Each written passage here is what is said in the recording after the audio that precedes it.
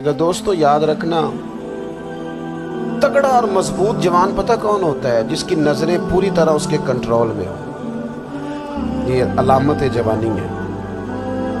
जिस आदमी का पूरी तरह, दो लोग दुनिया में कभी कोई कारनामा सर अंजाम नहीं दे सकते, एक जो हराम खाता हो, एक जिसकी नजर नापाक हो।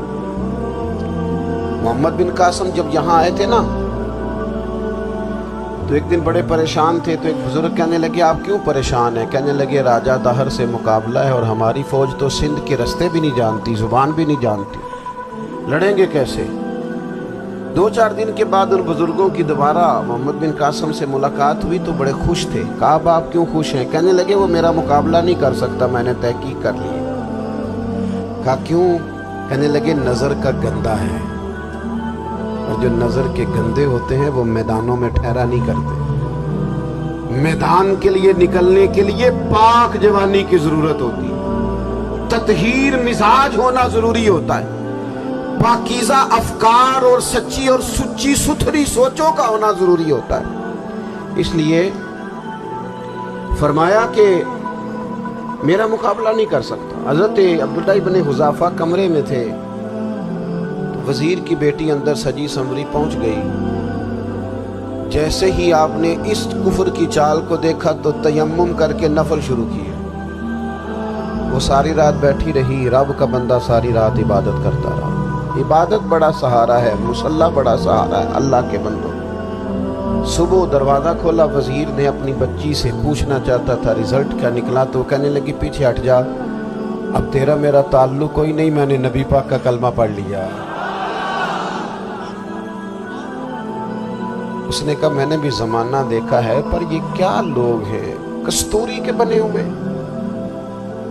संदल से धुले हुए, कि मैं सारी रात कमरे में रही और 100 और 1000 आदमी जिस जवान का मुकाबला ना कर सके, इतना ताकतवर जवान कमरे में रहा और उसने नजर उठा के ना देखा। वो कच्चा रंगे ललारी वाला जेड़ा चढ़दा ते लैंदा रहिंदा है, ए इश्क तेरे दा रंग मुहम्मद चढ़िया फेर नहीं लैंदा। मैं कहा, एक दफा नजर उठा के नहीं देखा, कमाल हो गई। इतने बड़े लोग, इतनी बड़ी सआदत मंदी, फिरोज बख्ती, मामला फहमी हद हो गई। अल्लाहु अकबर।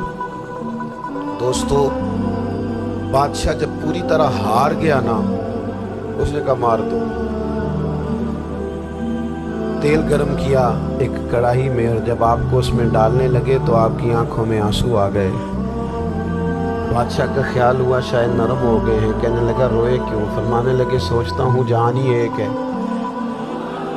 कितना मज़ा है उसकी राह में जान देने का, कितनी लज्जत है उसके नाम पर मरने में, कितना लुत्फ है। जे तू चढ़िया उत्ते दार भी नहीं, ते जे तू विकया इश्क बाजार भी नहीं, ते एडा सस्ता सौदा प्यार भी नहीं, ते एडा सस्ता लभदा यार भी नहीं।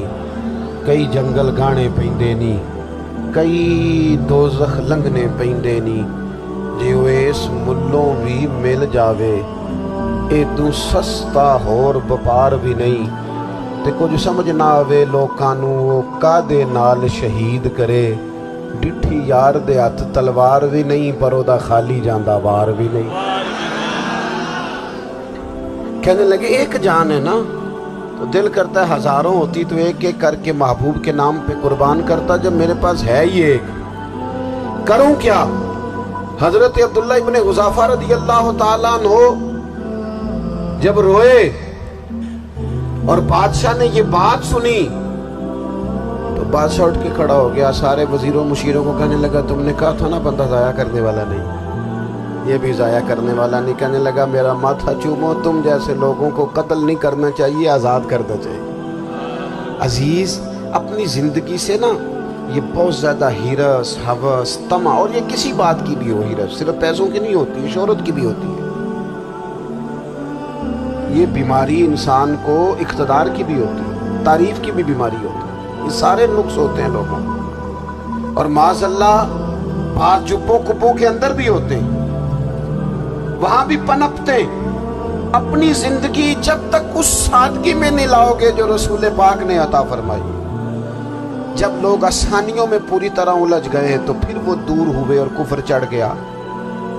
دوسری بات، اللہ کے محبوب صلی اللہ تعالی علیہ وسلم کی محبت ہم سے تقاضا کرتی ہے کہ ہم اس مشن کے لیے کام کریں جس مشن کے لیے رسول پاک نے کام فرمایا ہے۔ ہم سارے کام بڑے مضبوطی سے، سوچ سمجھ کے، تدبر سے، حکمت سے، تقاضوں کو مد نظر رکھتے ہوئے کرتے ہیں سارے کام۔ دین کے کام میں ہمارا مزاج نہیں ہوتا، او ہو جائے گا جی، آپ بسم اللہ پڑھیں جی، شروع کریں جی۔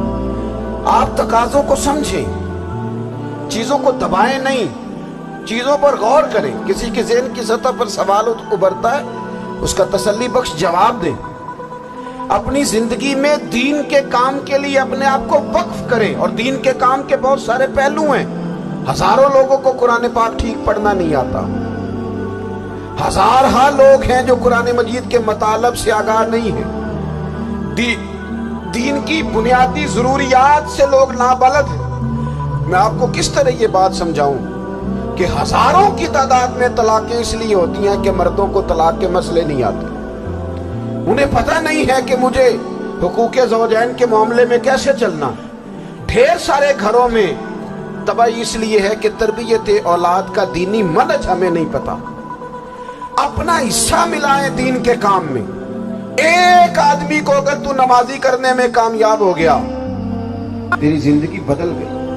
وہ دین بیزار لوگ جو ہمارے بیچ بیٹھ کے ہماری نوجوان نسل کو پگڑی اور داڑھی کا نام لے کے بنیادی طور پر دین سے دور کرتے ہیں، ایسے نوجوانوں کو دین کا پیغام محبت دے کر دین کے قریب کرنا ہماری ڈیوٹیوں کا حصہ ہے۔ ہمیں ذمہ داری کا احساس کرنا پڑے گا، ہمیں یہ خاص قدم اٹھانا پڑے گا، توجہ دینی پڑے گی۔ مساجد، مدارس، میں آپ سے عرض کروں، اتنی ڈٹ کے مخالفت ہوتی ہے نا مدرسوں کی، اتنی ڈٹ کے۔ میں ادارہ چلاتا ہوں، اس کے چلانے میں جو مشکلات ہیں وہ تو ہم بتا نہیں سکتے آپ کو، اس لیے کہ میری قوم، میرا اس قوم سے تعلق ہے جو نعت خواں امیر کرنا چاہتی ہے، مدرسے نہیں، نقیب خطیب پیدا کرنا چاہتی ہے، شعر و شاعری کی زندگی کو پروان چڑھانا چاہتی ہے۔ فقط ہمارا ان لوگوں سے تعلق ہے جو لاکھوں کروڑوں روپیہ محافل پہ لگائیں گے، اور قاری صاحب بیچارے اگر مسجد کا کوئی ہونے والا کام کسی وقت بتا دیں گے تو وہ بڑی مشکل آ جائے گی ان کے لیے۔ یہ کیسے ہو سکتا ہے، آپ نے یہ ڈیوٹی بتا دی۔ مدارس، اور جتنا اہم رول دین کو پھیلانے میں مدارس اسلامیہ کا ہے، اتنی زبردست، لوگوں کا خیال ہوتا ہے میری طرح کے لوگ شاید کام کرتے ہیں، ڈیوٹی کرتے ہیں۔ یہ 10-15 لوگ آپ کو نظر آتے ہیں جو آپ کو کہیں میڈیا پر یا ادھر ادھر ڈیوٹی کرتے، مخلص لوگ اپنی جگہ پہ، وہ بھی بڑا ہی کام کر رہے ہیں، جو میڈیا پہ آ کے بھی اخلاص سے اور درد دل سے کو دین کی، ان کی بھی کسی بات کی حوصلہ شکنی نہیں۔